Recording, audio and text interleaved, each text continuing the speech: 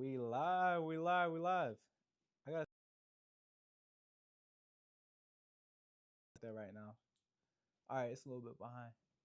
All right, y'all, what's up? Welcome to my live. Today we're going to talk about real estate exposed. We're going to talk about any of your questions that you have regarding real estate, any questions that you have regarding me personally. You can feel free to ask me them, and I'm going to answer your questions based on the chat. So in here we got Instagram, we got YouTube, and we got Facebook.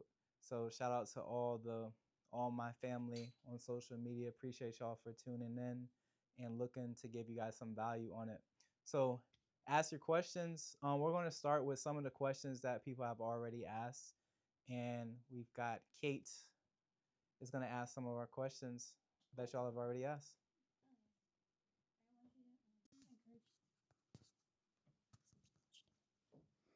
All right, first question. How do I even start real estate investing if I don't have a ton of money? Should I repeat your question back? No, I think they can hear it. Yeah, yeah. They heard her. All right, they Yeah, heard it. yeah. All right, so you said, how do you start real estate investing if you don't have a lot of money? Mm-hmm. So the very first thing that I would suggest doing is for a person who doesn't have much money, I would get into wholesaling. That's the easiest thing that you can do that doesn't really take any capital. You don't need any money in your account to do wholesaling. And wholesaling is basically you're flipping contracts. So you don't have to worry about renovating a property or dealing with all of that. You're just flipping the contract. So you're selling that contract to an end buyer who does all the work on it. If you want to, you don't want to do wholesale, like you actually want to buy and hold properties, get into creative financing. Like if you guys have seen my videos, like it's cheaper to buy a house than to go to Miami. That one was creative financing. Purchasing a house took me like 3,500. And many of you, even if you don't have that much money right now, you have access to people who have like a few thousand, so you can get into it that way too. Can I invest if my credit isn't perfect? Is something someone asked. Can you invest if your credit isn't perfect? It just depends on what we define as perfect, I'll say. So a lot of people think they literally have to have a perfect score, whatever, 800. No, you don't even need to have that. And me personally, I never cared about having a perfect score. Like, this probably isn't the best thing, but I was just kind of let my credit tank for a little bit because I was putting capital towards other things instead of worrying about credit. So it just depends all on how you're investing. Um, the better the better your score is, typically the better rates you get, but you don't need like that 800. You just need like a 700 plus, probably 740. 740 plus will give you the best rate when it comes to investing or purchasing a house regular. Okay, I have Angela asked, how do you find your first investment deal, or what was the first investment property you bought as an agent? So I think Okay. first part is Who asked how that, you said? Angela. Okay, shout out to Angela for their question. What was it? How do I How, invest? so how did you find your first investment deal? How I found my first investment deal. How I found my first investment deal was actually a property I had listed when I was a listing agent. This was before I had even stepped into the investing world, and my listing just wasn't selling. And I couldn't figure out why it was selling because my properties, they usually sell very quick because I price my properties right. I do the research on it. But that one just wasn't selling. And this was a time when I was just learning about creative financing and all the things of that aspect. And then I just had the bright idea like, okay, if my house isn't selling, why not just buy it for myself? So that's exactly what I did, and that's how I got my first deal. Okay, so then the second part of that question is then what's the first, or how would you recommend that somebody find their first investment deal? How I would recommend somebody finds their first investment deal. Honestly, I would just walk, right? And walking is good benefits. One, you get exercise in summertime, you get good sunlight, vitamin D, all that jazz, good health benefits. But walk in your neighborhood specifically, because more than likely you're gonna find some properties that look run down. They look like nobody's living there. They look like nobody would want to live there. Those are perfect investment properties. So when you find those properties, what you want to do is just jot the address down, put it in a notepad, then Google that address, try to find the information of the homeowner, and just call them. Be like, hey, like I'm interested in your house, and you'd be surprised. Like a lot of people are actually willing to sell their house, and they're surprised that nobody's called them before. So that's something easy you can do literally today that doesn't really take any skill at all. Like you don't need to do scripts, you don't need to do nothing. Just call them and be like, hey, like I want to buy your house. Then see what happens. Then go from there. Okay, cool.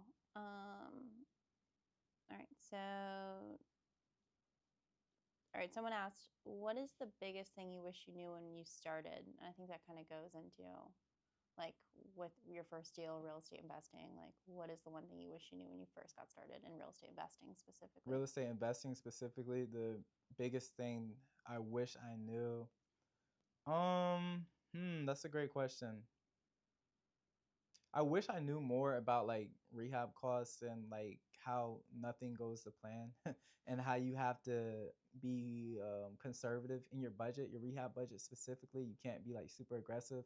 So if you think the rehab is going to cost 50K, for example, you need to make sure you have at least 50K allocated. Like you can't be like, I'm gonna cut corners and it'll probably cost 40K, because no, like it always happens. Your rehab is going to cost more than what you really think it is, because when you start tearing stuff out and all that, you're going to find things in which you didn't even discover in the first place. Okay, cool.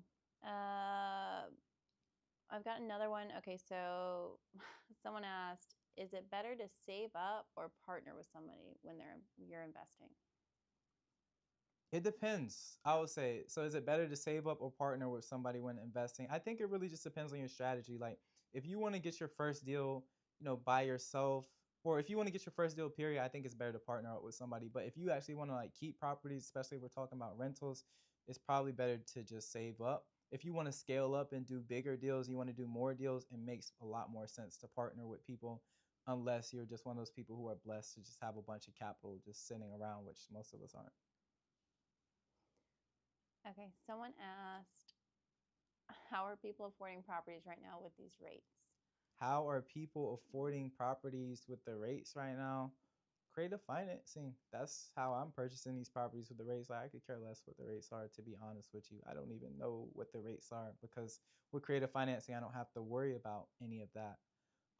So I would suggest, if people are concerned about the rates, just get into creative financing, because they're not really going to change. They may go down a little bit as the year goes on, just based off of what the Fed announced, or based off what the Fed has announced in the past, but they're not going to go down like they were years ago. It's just simply not going to happen. I wish it would, though, because if it would, my real estate company would be making a lot of money. All right, stop. What? I think we're going live on Instagram now. I was trying to get it to go live. It stopped for a second, so I think we're going live now. By the way, this is all like first time. We're trying this new program. Wait. So it wasn't live on Instagram? No, it was on Facebook Live. But hey, it's on Facebook and it's on YouTube. So just want to let you guys know. This is our first time trying this new software, guys. So we're streaming multiple sources. So Instagram, Facebook, YouTube. So this is growing pains. All right, so this right here. So I was wondering why it was on this black screen. So how do I, bro? You gotta come back. You gotta come back. Oh no, I'm trying to see, because like now that we have it, so like Instagram Live, I can see it right now on here. Yeah. So I'm trying to see if. Cause like I'm in YouTube right now. I don't know where I'm at. I'm in the menu right now. I'm on the lock screen. So what I'm also doing is I'm kind of like also looking at this stuff live now. Yeah. To try to see if I can. I'm looking at seeing comments live right now. See if he's joining in. So yeah. I'm personally looking at the comments right now. But I'm saying you gotta adjust the screen though. What I'm saying, really quick, just put it back to where it was. All right, y'all. So if you want to hear the first 5 questions, reference YouTube and Facebook. Yeah. So for people who are just joining, we had some technical difficulties, first off, if it's, in which we were going live on YouTube and Facebook, multiple channels, those two, multiple technically. So we weren't going live on Instagram. So now we're live on Instagram, I believe. Because I have it on the computer that you're on Instagram Live. Just ask if you guys are on Instagram Live. You guys can see it. Just kind of like give us a thumbs up, or like. Just all right, if you can see us live on Instagram now, give a thumbs up, and if you can hear us, give a thumbs up. The screen still says view on YouTube though. That's what I'm trying to figure out. Like I said, it's showing it on YouTube right now. So. Oh, okay. So I can't see myself or anything. No, not right now. No. All right, it's all good. We're just gonna, read off the questions. This is why I'm glad we got multiple people here. So, all right. Totally gonna tell your secrets about farm. What are some of the other questions? Let's get into it. All right, Danny asked, is Airbnb still profitable or is it dead? Is Airbnb profitable or is it dead? That is a great question. Airbnb used to be like lit a couple years ago. Like I know people who are renting out houses, or people who are renting just to do Airbnb, but I think it's slowed down a lot. And a lot of places, they've got more stricter, they've got tighter, like especially in Virginia Beach, they don't be playing around at all when it comes to Airbnb. But I think there's still a lot of opportunity. Literally, I just bought a house last week. I'm gonna make it an Airbnb. So I hope it's not dead. You know, I hope it's not dead. Yeah, I would agree. And Someone did say that the quality of this live isn't the same, so you should possibly just think They said the quality of the live is insane. Yeah. See, this is the new things that we're working on. Speaking of that, it's going to be a special announcement coming on here, and they didn't even know that I was going to give a special announcement, so I'm surprising them right now. But yeah, shout out to the team working hard to make sure the quality is good and giving a great production. You thought I was firing people? I'm not. Online is great. Firing people online. All right. Nah. It's all right, guys. We Gotta just- have a good image, you know. We're I sweating a fire little people in bit. secret. All right. Oh gosh. All right. Audio is someone just said that audio needs to be turned up a little bit. I turned it up, so we should be good on that. All right, if y'all can hear me clearly, give a thumbs up. All right, I'm gonna speak louder also too, if it's needed. Are you on Facebook? I'm not on Facebook. I can be on Facebook. Oh, so I have a Facebook question too right now. What's up, So, Facebook people? so- Facebook spam. Facebook, how are you finding most of your creative deals now? All right, Facebook. Who's the person on Facebook who asked This that? is What's their Chris name? Francis. All right, Chris. Love the name. So how am I finding? How? How? All right, man. All right, let's be serious. How am I finding most of my creative deals? Honestly, people are just bringing me the deals. Like my last, not the last one I purchased. Actually, the last one I purchased, someone that I work with, they brought it to me, and the one before that, somebody in my mastermind knows somebody who brought the deals to me. So like when I am getting these off-market deals, I am not actively searching for deals. People just bring them to me, but they know it's because I do good work and I do close on deals, and I make sure to post saying, hey, I'm looking to buy deals. So if you guys have any deals also too, bring them to me, and I'll also pay you for bringing me a deal. Because honestly, guys, I just don't have the time to find deals. Like if you see what I'm doing every single day, literally it's just working on my real estate company. That's what I do on a day in and a day out time. I don't have much time for else. Okay. This live is in 4K. This live is in Yeah, 4K. The live is in 4K. Yeah, we're not Yeah. in 480p, man. We're advanced. Come on now. Oh god. I'm gonna go look on YouTube also. Okay. All right. Danny asked, "How do you find tenants that won't destroy your house?" Okay, shout out to Danny asking the question. So if y'all didn't know, for the ones that have came in late, or because we had Instagram coming late also too, we have multi channel, like multi avenues that are coming to those lives. So we got YouTube live, we got Facebook live, and we got Instagram live, all feed into this one. So that's how we're getting all these questions. What did Danny ask again? How do you find tenants that don't destroy your house or won't destroy your house? How do you find tenants that won't destroy your house? And that's a great question, because someone just asked me about squatters earlier today. How do you deal with squatters and things like that? So how you find tenants that won't destroy your house? You really got to screen your tenants, I'll say. Things you can do is just check their credit score, see if they have evictions, do they have any late payments, things like that. And honestly, I mean, I don't know if I'm allowed to say this. This might be controversial, but like, don't have like super cheap rent. You know, like cheap rent attracts cheap people. And if I'm not allowed to say that, please, I hope I don't get sued. But yeah, I'm just being honest with y'all. I do have a question for Instagram Live that is coinciding with the tenant question. Okay. This is from. You want me to say the name too? Yeah, shout out This to is names. Gabe Go Crazy. What do Yeah. you think about Section 8 properties with the White House looking to cut funding? Oof, that's a great question, Gabe. Shout out to Gabe, man. Me and Gabe went to high school together. I'm glad to see you're doing well, Gabe. How I think about Section 8. Me personally, I'm not a fan of Section 8. I was never a fan of Section 8. I don't have any Section 8 properties myself, just because I think it's a bit too variable. That's the tough thing, is if they really are cutting funding, and I did see that article about that, there's not too much that you can do about it. I think you just have to pivot. So actually what I do with my properties, instead of having them as Section 8 or traditional rentals, I'll do the wrap strategy. So that way I don't have to worry about anything at all. Like for my properties, I'm very hands off. All I do is the first of the month, I just collect the rent, or I pay someone to collect the rent for me and just deposit in my account. I don't have to worry about anything. So going to that question about if your tenants destroy the property, because I have the wrap strategy, if they destroy the property, it does not affect me whatsoever, because I'm not responsible for any maintenance or repairs. I think that kind of goes into another question. Someone asked about, do you manage your properties yourself or hire someone? And what happens if your tenant doesn't pay if it's yourself? I'm not managing anything Yeah. myself, man. Like, yeah, I delegate like everything at this point in life. So I know this is kind of straying away from the question, but I would recommend just delegate as much as possible, hire out. So like a couple days ago, I didn't post it publicly, but somebody posted it publicly, like a conversation that we were having about like, hey, like I have a maid or a house cleaner. I'm sorry, I have a house cleaner. I have somebody who cuts the grass. I have somebody who cooks the food. Like I don't do anything because my main focus is just on the work and expanding my work because that's the highest and best uses of my time. It's just working on systems and working on things for the work. So when it comes to my properties, it's not a good uses of my time to manage the properties myself. Like that Airbnb I have coming up, I'm not going to manage it myself. I'm not going to be talking to the, people who rent it out, or if they need soap, I'm not going to be the one that's doing that.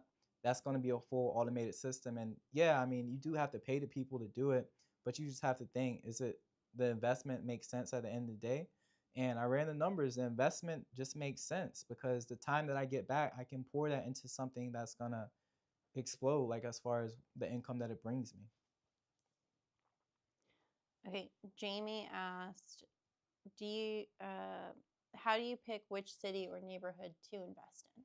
How do I pick what city or neighborhood to invest in? I'm really open, to be honest with you. Now there are certain areas in which like I'm like, man, I really want a house in this neighborhood. I really want a house in this area. But like I said, I'm not actively hunting for deals every single day. It's more so when it comes to me.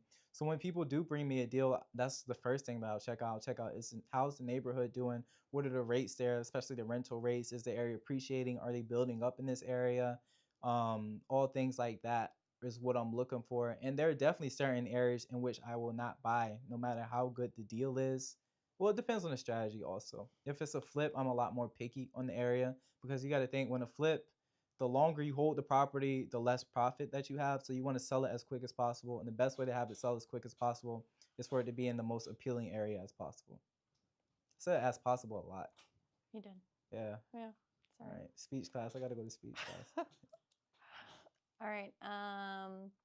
Okay, someone asked, is it dumb to invest out of state if you don't live there? And I know that this is something you've talked about like Yeah. in some of your other YouTube videos. Investing out of state if you don't live there, I don't think it's dumb. I think it's actually very smart to do because you can find a lot of great deals in other states, especially if you're a person that lives in like a more expensive state like New York, for example, or like Cali, things like that. It's very expensive to invest in there. So if you go somewhere like the Midwest, like St. Louis or something, it's going to be a lot. Detroit is going to be a lot cheaper to purchase properties there. You can get higher returns, higher profit, but you just got to make sure you have a team that's there. That's, you want someone with boots on the ground, I'll say, regardless of if you're flipping it or whether you're keeping it as a rental. Just, it's just the smartest way to do it. So I think and me personally, all my properties are in Virginia, but hey, check next year. The story's gonna be different. All right. So there is a question from Gabe Go Crazy again. Yeah. I'm looking to keep wholesaling. Should I get a license or keep double closing? What is that? Gabe, I know you're in Virginia, or I believe you're still in Virginia, so you are going to need a license to wholesale. As you mentioned, double closing. That's a way around getting the license. That's a way around not having to get licensed. But you gotta think, how expensive is it to get the license? It's like probably like 1,000, 1,500, let's say, give or take, to get the license. And then you have 1,500 give or take just to get the license, right? And then if you're a part of REIN, it's like $300 a quarter. So 300 times 4, 1,200. So let's say $2,500 yearly investment to be licensed. Versus if you double close, if you have to pay that funding fee, how much is that per transaction? If you're doing multiple transactions a month, that starts to add up. Versus if you just pay that 2,500 yearly, and you don't even have to sell real estate to keep your real estate license.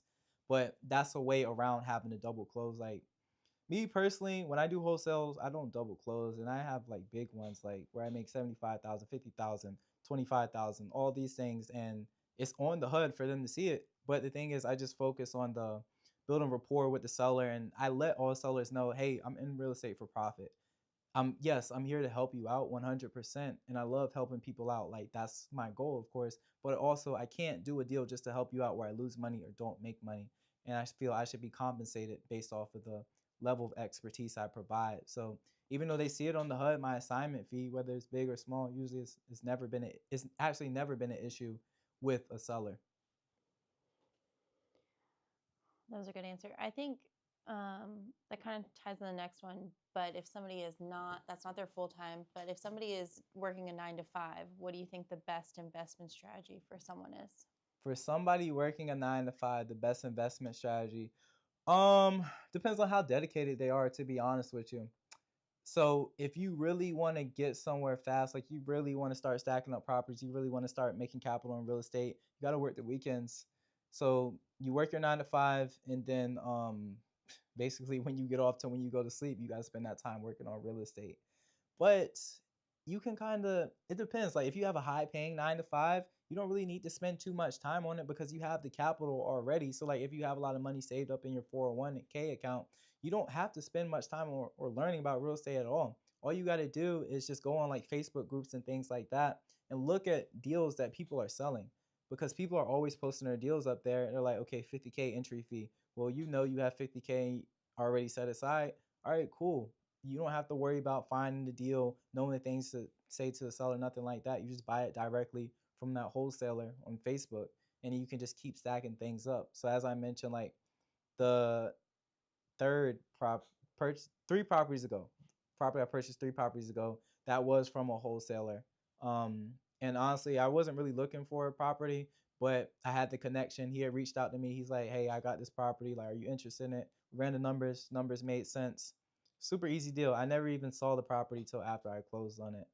Um, so yeah, I mean, you can do that same exact thing with a 9 to 5. Okay. Kai. Kai.info. What up, Kai? Kai. He has a question. You got to put your license up at a brokerage to keep it active in VA? Question mark. Yeah, you do. So if you have a license, you definitely need to put it up at a brokerage. You can't go independent unless you have 2 years of licensing experience and you have gone through the broker course. Then you can create your own brokerage. But for you guys who are wholesalers, for you guys who are investors, join my brokerage, First Class Real Estate Equity Group, because we take wholesalers, we take investors. You don't have to necessarily just be a real estate agent to hang your license here. And we got plenty of different models, plenty of different options that best fit you. So And yeah, the best email to contact you about yeah, that and would the be best email to contact regarding that would be info@theassetsteam.com. So kind of separate the two. Also, my brokerage is First Class Real Estate Equity Group, and then there's also my team, the Assets Real Estate Team. The Assets Real Estate Team is more specializing for real estate agents, people who want to make money as real estate agents. But if you're an investor and you just need to hang your license up somewhere, join the brokers, First Class Real Estate Equity Group. We got you. love it. Okay, someone asked, do you prefer flips or rentals and why? Do I prefer flips or rentals? I prefer rentals 100%. I do not like flips. I only did flips because like I just have to get better terms for everything. But I love rentals because I'm 25, y'all. I don't need a bunch of money right now. I literally have no need for a bunch of money. It's just me. I have no kids, no nothing like. Well, videographer's looking at me crazy. I do need a bunch of money to pay him. Correct. But that's the only reason on why I would need any money. All right, So you get paid. so all I care about right now is passive income. I care about the cash flow, and that's what my rental properties do bring me. So I just want to keep on stacking up rental properties because this will last me, for the rest of my life. And it's just so much flexibility. And also I get a bit nervous when it comes to a bunch of lump sums because I start getting sweat dreams of Uncle Sam coming and all that. So, you know, not really a big fan of that. All right. All right, we had somebody ask, for you to be real, have you ever lost money on a deal? Have I ever lost money on a deal? No. I actually have not ever lost money on a real estate investment deal. But that's because before I became a real estate investor, I already had real estate knowledge. So I already kind of knew how things work and how the process works. And also, you make money on a deal when you buy it, not when you sell it also. So I make sure to buy my deal smart, and I always give a super large margin in case I do go wrong, I do mess up, that I'm still good, I'm still making money from it. So for example, a flip I did a couple months ago, my rehab budget I thought was going to be 45K, ended up being around 90K. So 2 times the budget I thought it was going to be. but I still was able to profit very well from that because I brought the deal smart and I wasn't aggressive. Like I said earlier, I wasn't too aggressive with my numbers on that one. Um, yeah, and just kind of for people who are joining in a bit later, just wanted to let y'all know we are streaming from multiple platforms. So that's why you see this increased quality. That's why you see this increased production, because we want to give you guys value. And last time it was kind of like we had a bunch of phones set up, and yeah, we wanted to come with something better this time. So we got YouTube on here, we got Facebook, we got Instagram. You guys can't all see each other right now, but you guys are all connected, and we're trying to answer questions from all of y'all currently. So if you do have a question, please ask it in the chat. This is not Chris lecture session. This is ask questions and answer. And any question that you have, be sure to ask it.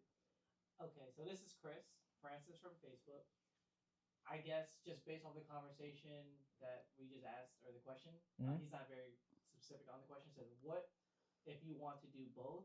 Which one should I go to? Yeah, Chris, can you elaborate? Are you talking Yeah, on Chris, tell us when you say both, which one are you referring to? Yeah, elaborate. Okay. While we get an answer on that, what time is it? It's 6:56. Oh shoot. Okay. All right. At 7, I'll give this special announcement. I think this is gonna benefit real estate agents specifically. It's gonna benefit y'all a lot. It's coming. So. So I have Malik Walker Real Estate. Malik Walker Yeah. Real Estate. He says, "Will this be recorded and uploaded later?" Yeah. Yeah, we're gonna upload it on YouTube later. Okay, I have 3 questions now, or this will be the second one. Joel _Cortez 10. Do I need a license to wholesale in the state of Virginia? For Virginia, if you do more than 2 wholesale transactions per year, you do need a license. But there's a way around that. You could partner with somebody, or you could just get your license yourself. As I was kind of explaining earlier to somebody else who had asked that question, I think it's more beneficial just to get your license. A lot of people think if you have your license, you have to like help regular buyers and sellers. You don't. You can get your license and just hang it up and still do your wholesale stuff. But that is a new law that got put in place last year, I want to say. Versus before, you could just wholesale all you want with no license. But every state is different, so it just depends on your state also too. Okay. Another question has popped in. Yeah. This is from Jay Wig. Yeah. So he said, "How was your fasting experience?" My fasting. Oh my gosh, I love this. We're not talking about real estate anymore. We're talking personal things. I love that. I love that. So my fasting experience was crazy, man. I fasted for a very specific reason. I was looking for clarification for one certain thing in my life. And I had been praying for it for months or weeks at that point. I just wasn't hearing from God in a very clear voice. So that's why I fasted, just to hear from him in a clear voice. And it was hard. It was very hard. Like I had never gone more than 6 hours without eating at that point. So to go 3 days without eating, that was also very tough. But I think when you're fasting, it brings you a lot closer to God, which is what I was looking for, definitely. And it really builds your inner strength. I think it's important if you're fasting that you just have to pray. Like those times when you're hungry, you just need to pray. But I say like I was able to connect with God on such a deeper level during that fast, in which I wouldn't have been able to if I wasn't, because my flesh and distractions and things like that. It was also cool because I was so hungry. I was going to bed at like 9 o'clock. I was like, if I stay up late, I don't know how we're gonna make it. So I did get a good amount of rest. But yeah, like I said, I was fasting for one specific reason. First day was cool. The second day, that's when I got my breakthrough, and I did hear that clarification from God. And the third day, just really spent like just praising Him and shouting Him out and just appreciating Him for giving me that. And that experience was great. I thought about doing it again soon, but I don't know. We'll see. I have a question on that. Yeah. How do you feel like you set yourself up for success in order to prepare for fasting? I didn't. That's the No. crazy thing. I did that fast straight cold turkey pretty much. Like, so how I even did it was because I was hearing about the Esther fast. Like it kept on popping up on my TikTok. I'm like, yo, like, what is this? And I was just scrolling away. I'm like, I'm not fasting. Like, I'm not doing that. But when I was in church on that Sunday, I just got convicted, and I just felt like God was speaking to me like, hey, like you need to fast. And it's crazy because the day before, the last meal I had before I started my fast was a Saturday at 4 p.m. So were Sunday in the morning when I decided to do the fast. So I went from Saturday at 4 p.m. till Tuesday, Wednesday, wait, Sunday, Monday, till Wednesday. Mm. Wednesday at 10 a.m. was the first thing that I ate. That first thing that I ate at all. Mm. So yeah, and I like that I did do cold turkey also too. I kind of like that I didn't prepare for it Yeah. because it's really reinforced like you got to ignore your flesh, ignore the desires of your human body, and just really focus on God. Right. Yeah. I was wondering if you like moved meetings or anything like that too, or I like just you didn't work out. Yeah. Like I was scared. I probably could have done working out Just and pass running, out. but I was literally. I thought I was gonna pass out because like yeah. So I didn't do any of that, but Okay. I still have my meetings and things like that. And also, what I realized too is that me working, even though I'm not working out, that's actually like a workout. Like you're burning calories when you're thinking and doing all these different things that I do. So it's interesting. So I have a personal question. So Yeah. you're younger You don't have a and mic? you. I'm sorry. Do you need a mic? I know. Okay. So you're Okay. younger Yeah. and you have a business that you have staff and everything. Yeah. How do you personally deal with the fact that like you're younger, but Yeah. sometimes you have staff that is older than you? How do you kind of gain that kind of like line of being Yeah. personable, being empathetic while being the boss, while still being at such a young age being grounded? Like how do you keep that all wrapped up together? Because that leads to my next question. Yeah, that's a great question. So you more so asked like me being younger, how do I deal with staff who are older than me? And that's something, How do you balance it all? yeah. Well, one, I don't believe in balance, but also too, that's been an interesting man, because it's super interesting when it comes to that because yes, I do have staff who are not only older than me, but they have whole families and everything like that. And it's like some people are just relying on me to be able to feed their family, and that kind of gets tough when I think about it.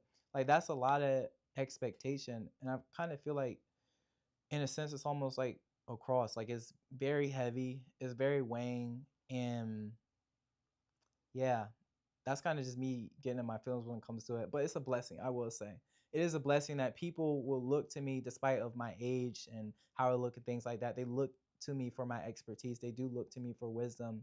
And I know at the end of the day, bro, I'm only 25. Like I haven't been in this life for that long. I haven't even been in real estate for that long.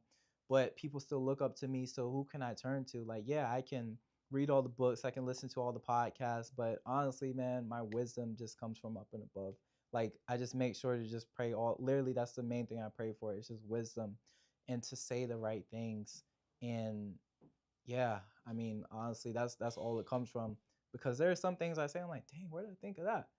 And it's from above, really, at the end of the day. All right. So my next question, technically this rolls into another couple questions. So if you're young and you're experiencing such financial gain in your life, where a lot of people around your age bracket don't touch this kind of necessarily money, but like at this particular wealth state. We're not gonna talk about how much. No, we're not talking about that. It's just like how do you keep yourself financially disciplined from not trying to excessively spend on certain things, or like you said you're still young, you're enjoying yourself. So how do you financially keep yourself disciplined? Because even I know people that are three, almost twice your age that have that difficulty of trying to be financially disciplined. And how did you either learn from how did you learn to be financially disciplined, or how do you keep yourself financially disciplined? Honestly, I don't think I'm financially disciplined. I think I'm pretty financially immature, to be honest with you.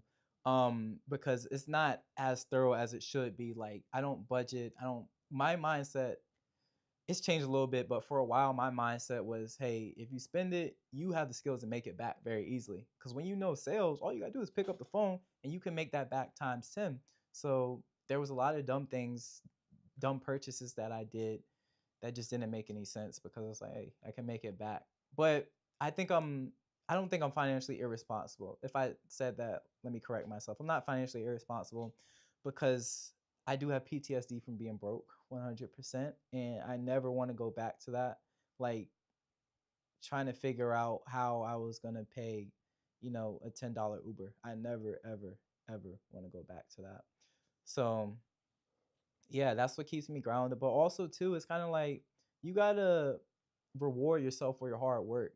But I kind of have a rule. It's like, all right, if I have, let's say, a big month or I make a big amount, I'll do one dumb purchase. And dumb purchases, I'm counting that as like liabilities. So like I'll buy a designer thing, I'll buy some jewelry, I'll buy something that doesn't, contribute to my long-term overall wealth. But pretty much all the money just goes in towards reinvesting in the companies or reinvesting into myself. Like I have a very low lifestyle at the end of the day. And I have a low lifestyle because I have a bigger vision. So me getting a mansion right now doesn't literally, it's just me. There's literally no reason for me to get a mansion. But if you looked at like income or things like that, you would say, why don't you have a mansion? But I just have no reason to do that. So just kind of answering that question when it comes to that. Okay, you have any more questions? I do, but I'm gonna ask my personal Q&A question after. When do you feel like was the pivotal moment where you shifted to this, like, you thought bigger picture and you like started making more like invest in yourself and being Yeah. more disciplined and things like that? You've talked about like your past with football and that, Yeah. and then getting into real estate. But what was like the moment that you remember that you're like, all right, I'm changing my life and like this is the moment? There's been multiple moments. I'll say more so recent last year is when I really saw money for what it was. Like I mentioned, having PTSD from being broke. I saw money as like scarcity in a sense. Like I wanted to keep as much money in my account as possible because I'm like, okay, if something happens, like I need to be prepared for an emergency. But if your money's not growing, what's it doing at the end of the day? Just how time works, how inflation works. Like the value of money goes down.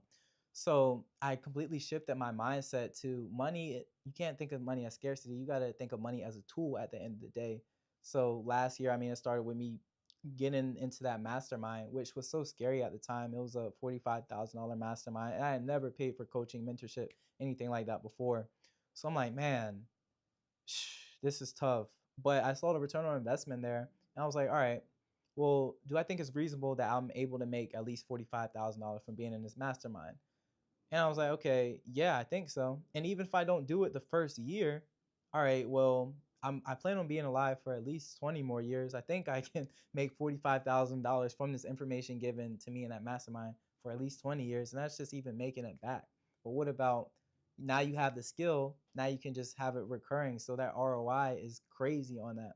And that's how it ended up happening. Like I was able to make that investment back from that mastermind within like a month, I want to say, just off of the skills that I learned in that specific mastermind.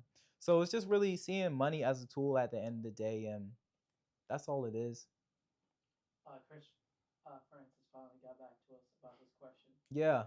So I currently wholesale, but I just passed my real estate license exam.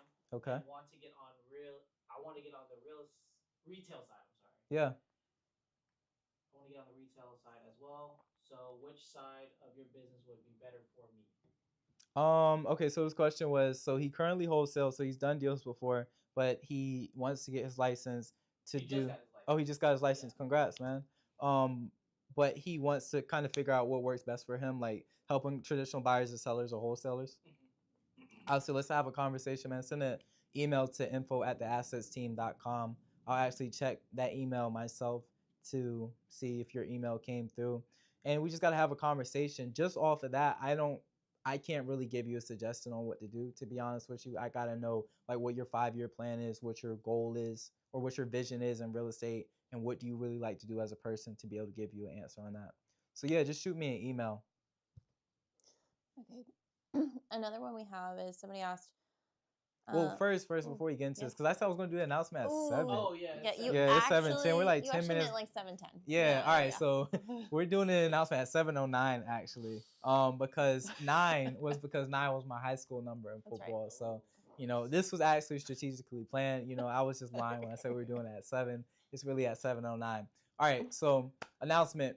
So if you guys remember from a couple years ago, I had a course because a lot of people were asking me, how do I become a real estate agent? This was back when I was just an agent before an investor. They were like, okay, I see all you're doing is real estate agent. You're young, you're doing the thing, it's social media's popping, all things. They were like, I want to do what you do. And at first I was just hopping on calls with people. And then I realized like, all right, I can get on an hour call with somebody and they don't do anything and they book an appointment the next month asking the same thing. I was like, all right, I'm not doing this no more. So I'm going to package this in a course. Now, the course was doing well, 100%. But just kind of how I changed my mindset now. And also because it's my birthday month, my birthday is on the 17th, I want to give. Because people have asked, what do I want for my birthday? There's nothing that I want for my birthday that I don't have except a Rolls Royce Cullinan. And if you guys give me that, hey, but I don't think anybody's gonna give me that. So I just want to give, man. And so the announcement is I'm taking pretty much all the information I have in my course, but I made that course three years ago. I want to say I've learned a lot about being a real estate agent in these past 3 years. So I'm taking all that information and all the new information I have, and I'm packaging it, and I'm going to give it for free. Again, I'm giving it for free. I'm going to do a series for how to become a real estate agent and every single thing that you need to know to become a real estate agent and to become a successful real estate agent. And literally, I'm telling you, these videos are going to be so packed with value that if you just follow this, that you don't do literally anything else, if you just follow what I say to do in the video, you'll make 6 figures as a real estate agent. I promise you, you will do that. And if you join my team, I'm so confident that if you do that, I will guarantee you that you make $75,000 in your very first year. And that is a guarantee. So if you make $10,000 your first year, I will go to my bank account. I will take out $65,000 in cash and give it to you if you just follow the principles. Like, that's how confident I am, and that's a guarantee. So again, we're going to drop that very soon. We're aiming to drop that before my birthday. My birthday's on the 17th. So this should be valuable for anybody who wants to become a real estate agent. And yeah, just stay tuned for that. I'll be doing some more announcements on that, but you guys are the first ones to know. Shout out to the social media family.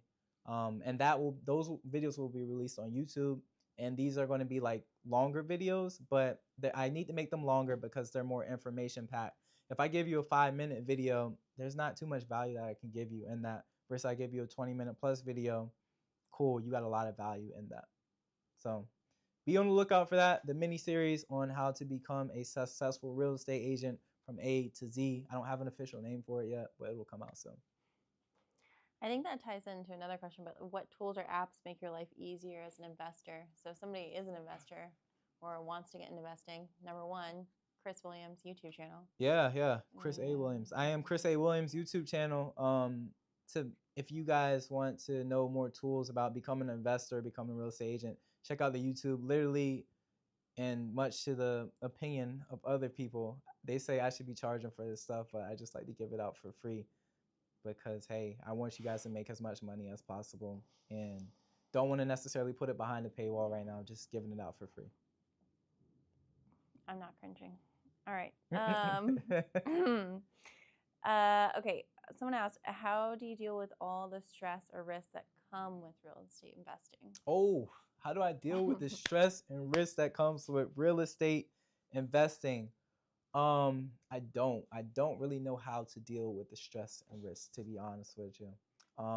I just lean on God and I just pray that he takes the stress away and that he just gives me patience and just guides my steps. Because if you guys didn't know, I can be very quick to get irritated. It can be quick to get angry, but that's something I've been praying on. And I think I've been a lot better with that also recently too. It's just, you got to know that when you're going through a tough period, when you're going through something that seems like a lot, like God doesn't give you a battle that you can't handle. So if you're going through something, it's just to build you and to build your character. So there's times when things are happening in which I just have to, literally, I'll just laugh because I'm like, all right, I know exactly what this is. Like, this is just a test to see, okay, is my character being built or am I still the same person as before that's just going to react negatively to the stress and things that happen? I think that's really good. Okay, someone asked, how do you keep scaling without burning out? And I think that kind of goes into like stress management, but scaling wise. How do I scale without burning out? I think you just have to have a long-term goal at the end of the day. So many people burn out because they don't have a long-term goal. They don't have a long-term vision. They just see like directly what's in front of them. So when things get hard, it's like, like I don't really want to do this anymore. Versus if you know your long-term goal, you know that whatever you're going through right now is just part of the process that's going to get you there. And you just have to go through that trial time, through that period where things are hard. But you'll get out of it eventually. You got to think about the lessons that you'll learn from that too. So like for you guys, all of you have been through something tough in your life at some point, but you're still here. But during the time, you probably were like, dang, like this is hard. Like, I don't know what I'm gonna do. I don't know if I'm gonna make it out of it. But you did make it out of it, and look back on it. Just think about it now. What are the lessons that you learned during that time? I bet you learned some pretty valuable lessons, and it helped shape you, and it helped get you to the point that you are today. So that's just what I think about it. I used to deal with burnout, especially high school football or things like that. But it's just because I didn't have a long term vision. So I don't get burnt out, to be honest with you. And I think I work like more recently. I've been going back to like how I was my first year. Like I'll be in the office till 10. Literally, I left the office at 10:15 last night. I got to the office at like 8 something, 9 something yesterday. I'll be doing 12 hours, 14-hour days, but it's because I have a long term vision. I know exactly where I want to be at, and I also want to get there as quick as possible. So it's like, all right, I'm willing to sacrifice in the meantime. It is what it is. Like God will give me strength at the end of the day. Okay. Someone asked, how do I start building wealth instead of just commissions? How do you start building wealth instead of commissions? All right, so this is for real estate agents specifically because you guys are getting your commission checks and things that's cool. Commission checks are cool and all. So if you guys don't know how commission checks work, commission checks are typically, I say typically, because we just had a whole lawsuit because people thought that well, not me, not my company, but just real estate in general. They had a whole lawsuit because people were telling sellers that commission had to be set some amounts. So there is no set amount for commission. It's variable. It can be whatever is set. But the typical amount per sign-on transaction will be 3%. So for example, if somebody sells a $300,000 house and you're the buyer's agent, you help the buyer buy the property. All right, what is 3% of 300,000? That's $9,000. That's the gross. Of course, based on your brokerage and things like that, you have certain splits and you got to pay Uncle Sam and all that, but that's your net. Let's just talk about your gross. You got 9K. A lot of people will be lit off that 9K, especially if you never really closed deals before. You're like, dang, I got 9K. I'm going to go buy a Benz. Don't do that. Don't do that because you have to build wealth. It's super important to purchase assets and just work for the long term. Like one of our sayings in my company is my money makes money. So it's smarter to just flip your money, basically turn that 9K 2x it to 18K. And if you just keep on 2xing it, that's your way to get to $1 million. Versus if you're just saving up and you put a little money to the side and you spend the rest, that's not the smartest way to do it. It's going to take you literally forever to get rich. It's like that same concept as I used to always hate when people were like, hey, if you want to save money, stop buying Starbucks and eat at home and things like that. Like there's some value to it, but that's such a long, tedious way to do it versus if you just invest, you don't have to do all that. Like you can make more and live however that you want to live and actually enjoy your life versus having to sacrifice for 30 years to finally hit $1 million when you're like 60. That just doesn't make. If you hit $1 million when you're 60, and if you're 60 years old watching this, I'm sorry, but if you hit $1 million when you're 60, you don't even have that much life to live at that point. So it's like, what is the point? Why not try to get there as quick as possible when you're young? Then you can be rich and do whatever that you want to do and not have to worry about finances and still enjoy the rest of your life. And we just lost 10,000 followers. I'm just kidding. All right. Stay 60-year-old followers say, hey man, love the old people though. Shout out to y'all or the elderly community. You're I'm going to get canceled. Actually, anyways, all right, we're gonna ask another question. Yeah. Right, digs this hole. All right. Shout out to all communities. How do you juggle being an active as an agent and running investments? Yeah. I would say how I juggle being active as an agent and running investments. I'm blessed because my investment company that kind of just runs itself in a sense. Like I mentioned earlier, I'm not actively looking for deals. People will just bring me deals. So that's how I'm able to manage it. If I was actively hunting for deals every single day, I don't think it would be possible to run the real estate company and doing the investing side. But to kind of give you guys some clarification, my real estate company, I am not the only person there. Like I have a lot of staff. I have a lot of people who are working hard, people who are dedicated to helping out our agents and helping out the company to expand it and be as big and as profitable and help as many people as possible. So that is able to get me my time back. Like I've been able to bring on some great staff. Like shout out to all my staff. They're great. They're amazing. Like the potential is there and they're only getting better. And they've helped out tremendously and taken out the stress from me to be able to do these different avenues, invest in these other companies. Like I don't think I've never really been publicly announced like all the companies that I have, but I currently have 5 companies in real estate. And I've just been blessed because I'm able to spend my time in different ones, but that's because I'm not the sole member of any of them. Like there's people who are dedicated to do things in these companies that allow me to get my time back and reinvest into other things. I think that's good. Somebody also asked, you just mentioned how many businesses you have, but Yeah. how many properties do you officially have? And Currently have 6. I've got 6 houses. are they yeah. all rentals? They're all Somebody rentals. asked what you do. Well, I have one personal and they're all rentals. Yep. Okay. Well, one's going to be Airbnb. So I need to hurry up and get that because mortgage is coming up soon. Somebody said, what's your favorite business or what's your favorite strategy for building passive income fast? My favorite strategy for building passive income fast is really just purchasing rental properties at the end of the day. Yeah, you just got to know like what is your number like when you're looking for a rental property, what is the cash flow that you're looking for, because you can purchase rental properties, yeah, but some don't cash flow. Like, and if you guys don't know what cash flow means, it's basically what is the difference between what you're renting it out for, your exit strategy versus the mortgage. So for example, if your mortgage is 2,000 and it rents for 1,800, well, you got negative cash flow. And there's some investors who will purchase properties like that. That's just not what I'm interested in based on my time in life. But yeah, so I forgot what the question was. Something about Oh my God. Nope. I lost the question too. All right. All right. Let me ask the question then.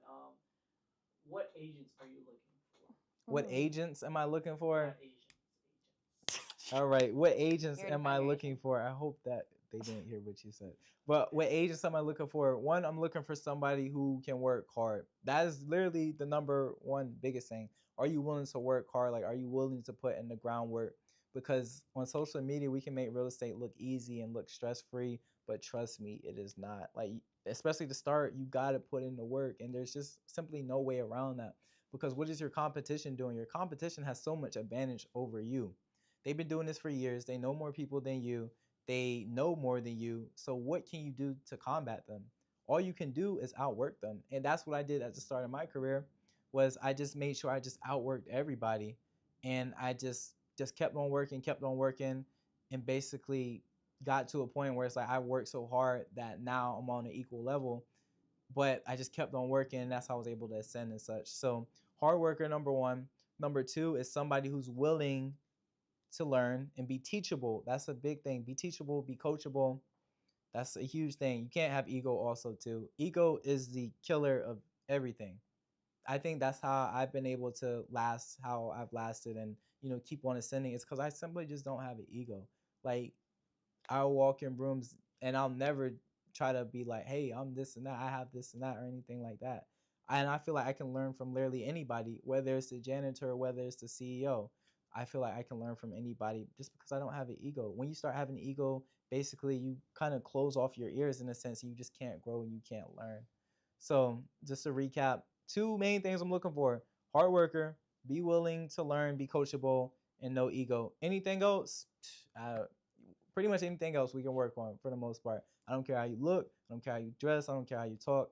None of that really matters. We can, as long as you're coachable, we can morph you into a top producing real estate agent. And if you don't believe me, check out Assets Real Estate Team on Instagram and you can see the results. The proof of concept is there. I don't have to brag or do anything like that. The proof of concept is right there in front of your face.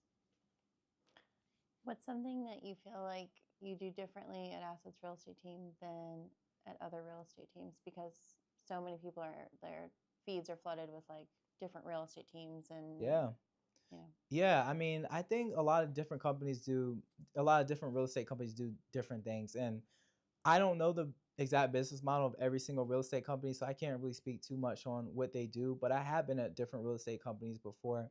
And when I made my company last year, basically I looked at all the wrongdoings of previous companies that I was at, previous companies I know about, and I said, okay, they're doing this. I do not want to do that, and I'm just going to do the exact opposite of that. And I'm going to focus. I'm going to put my agents first. I'm going to promote my agents. It's not going to be the Chris A. Williams team. I want to separate myself from it as much as possible, just so I can promote my agents, and not just promote my agents just to sell houses, but promote agents to really blow things up as much as they want to and really build businesses, building real businesses. And I think that's what so many people in real estate don't understand. They don't know how to run a business or how to build a business. They run their real estate careers like a hustle.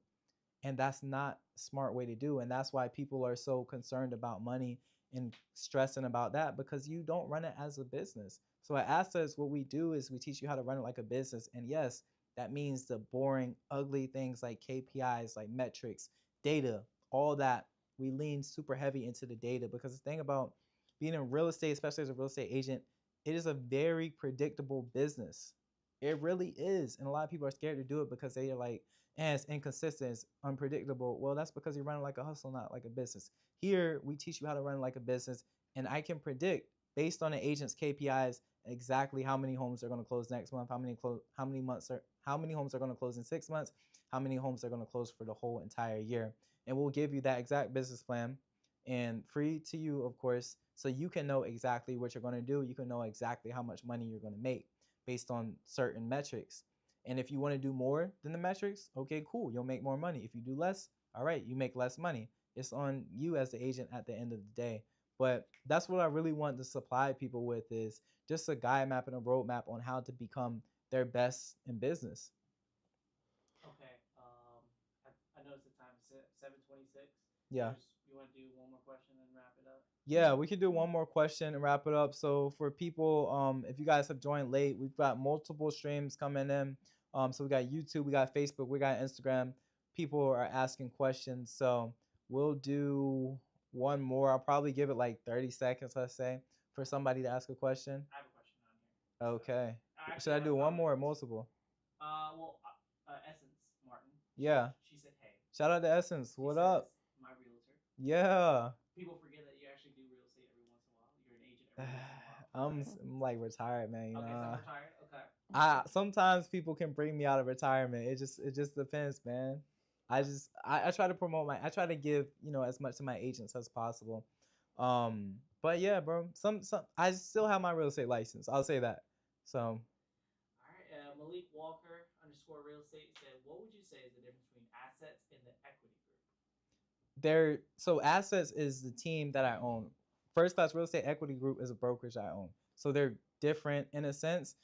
Equity Group is the brokerage, and there are teams under the brokerage, of course, and Assets is one of the teams under the brokerage.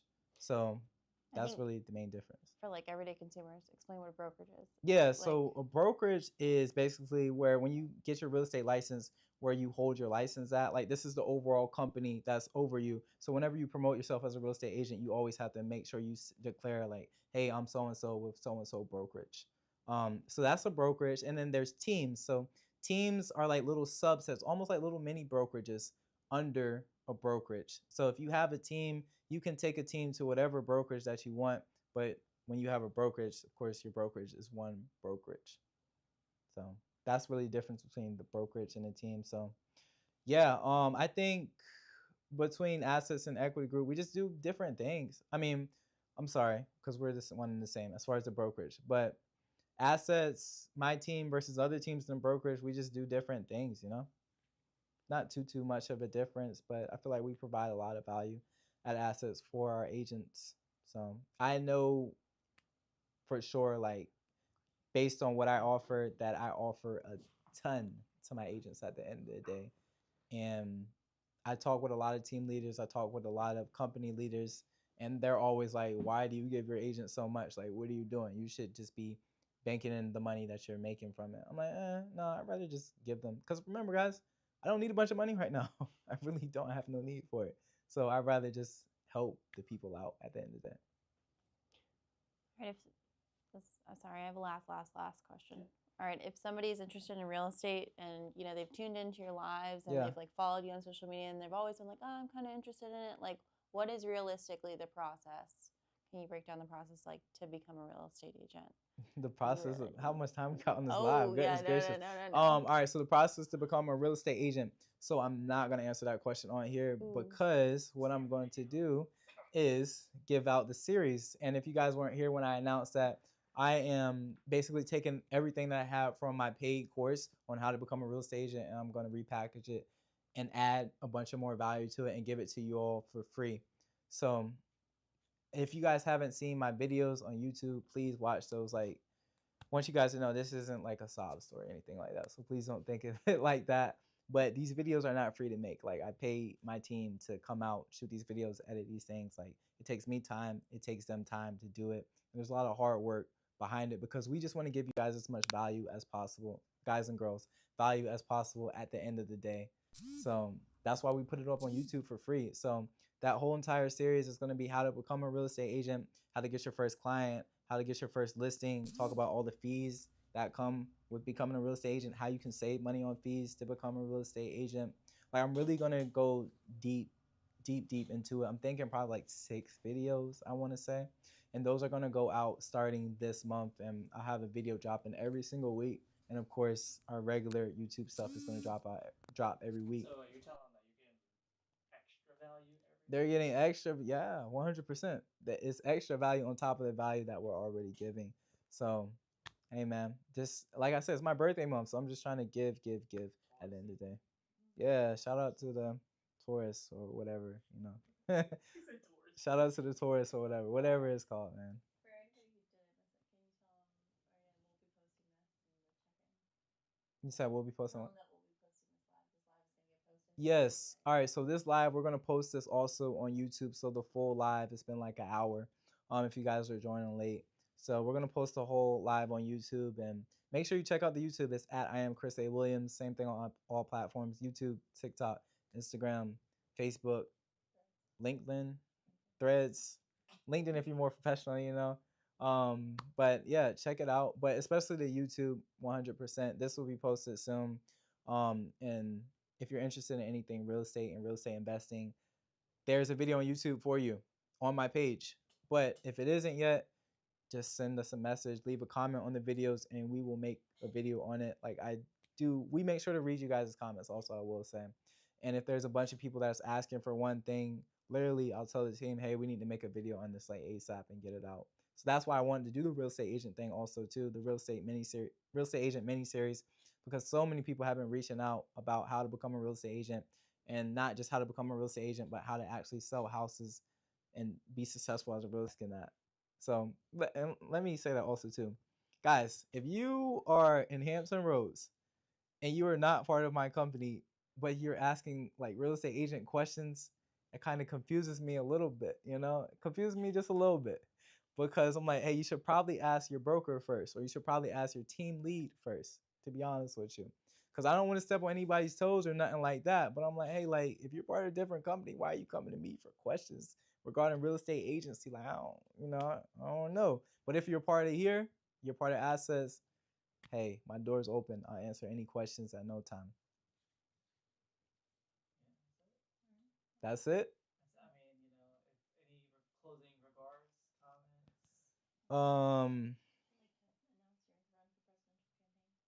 I will never be the president under any circumstance. He couldn't pay me to be president. I'm not selling my soul. No way. I'm not doing that. We're done. All right. We should probably do a live with the marketing team next time. So we give out all the secrets. Yes. All right. Appreciate you guys for joining.